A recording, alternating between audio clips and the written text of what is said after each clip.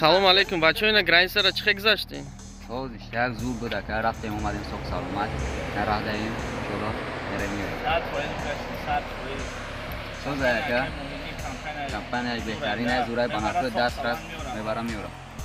اینا بچه ها اما دول میام به دکمیت هم بدم به دکمیت هم میبرم میورم بستایشی هم بدن که سوق سلامت رفتیم اومده یک دون شرایطی نکردی 100% ده کمفورت این همان که اگر اشتی اگر 100% کنسنه همه 100%